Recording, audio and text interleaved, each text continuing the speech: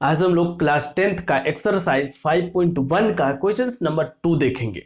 इसमें total 5 parts है, सारा पार्ट्स इसी में हम लोग देखेंगे। तो यहां पे सिंपली बोल रहा है write first 4 term of AP when the first term and the common difference D are given as follows. अब आपको अगर अर्थमेटिक प्रोग्रेशन क्या होता है नहीं पता है तो इंट्रोडक्शन पार्ट में हम सारा चीजें बता रखे हैं, आपको लिंक हम डिस्क्रिप्शन में दे देंगे, वहां से जाकर के देख लेना। तो यहां पे क्या है, एक ये फर्स्ट टर्म है और एक ये कॉमन डिफरेंस है, और यहां पे आपको नेक्स्ट 4 टर्म लिखना है, फर्स्ट 4 टर्म लिखना है। अब देखो कैसे करते हैं हम लोग। फर्स्ट टर्म जो होता है ये होता है A1, इसी को हम लोग बोलते हैं फर्स्ट टर्म, ठीक है। सेकेंड टर्म होता है A2, जिसको हम लोग बोलते हैं A plus D. Third term होता है तो इसमें हम लोग बोलते हैं थर्ड टर्म को A प्लस 2D, और फोर्थ टर्म को हम लोग बोलते हैं A प्लस 3D। तो हम लोग को ये 4 टर्म लिखना है। तो फर्स्ट टर्म में तो आपको क्या डाल देना है A, तो ये फर्स्ट टर्म आपका कंप्लीट। सेकेंड टर्म में आपको A प्लस डी करना है, तो A कितना है 10 और D कितना है 10, तो 10 प्लस 10 कितना हो जाएगा 20।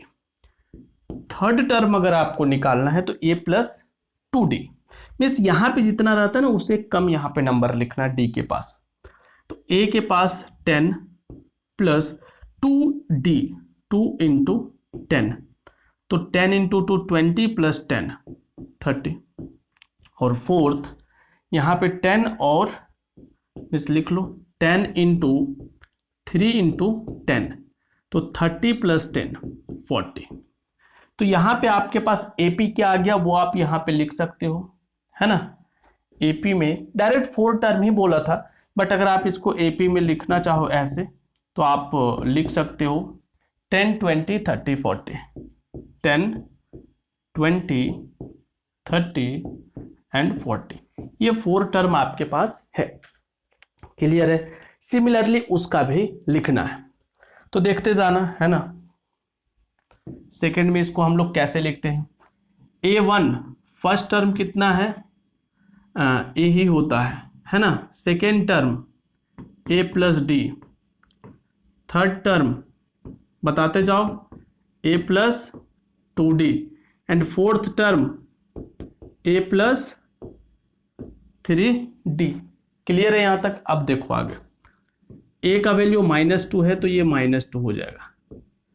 यहां पे क्या है A प्लस डी, A का वैल्यू -2 एंड D का वैल्यू 0 है, अच्छा तो ये तो -2 ही होगा। थर्ड टर्म कितना होगा, थर्ड टर्म में क्या होगा -2 प्लस 2 इंटू 0, तो थर्ड टर्म भी -2 ही होगा, क्योंकि D का टर्म जो है वो 0 है, तो 2 इंटू 0 0 हो जाएगा। फोर्थ टर्म अगर आप देखो तो -2 प्लस 3 इंटू 0, इट मीन्स ये भी -2। तो यहाँ पे जो 4 टर्म आया है वो -2 -2 -2 एंड -2। क्लियर है। आगे देखो, इसमें टोटल 5 क्वेश्चंस है ना। थर्ड और फोर्थ देखते हैं। तो आप सिंपल समझ में आपको आ गया होगा, तो वीडियो पॉज करके आप बना सकते हो और लास्ट में आंसर मैच कर सकते हो, है ठीक है।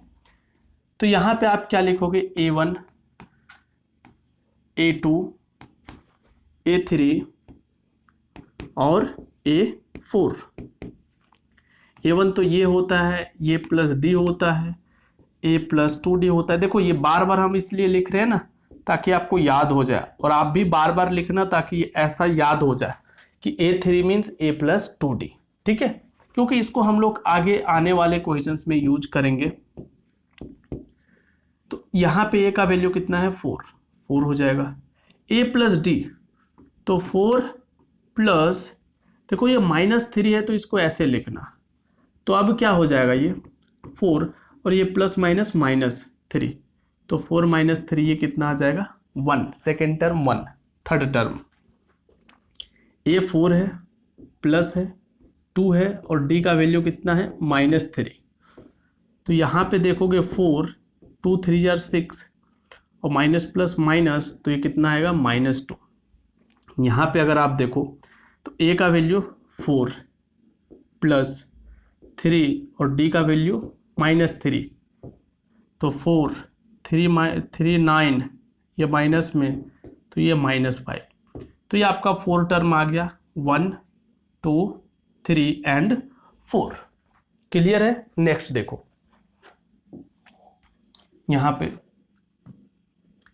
a1 ये हो जाएगा, a2 a प्लस डी हो जाएगा, a3 a प्लस 2d हो जाएगा and a4 a plus 3d। Clear. आगे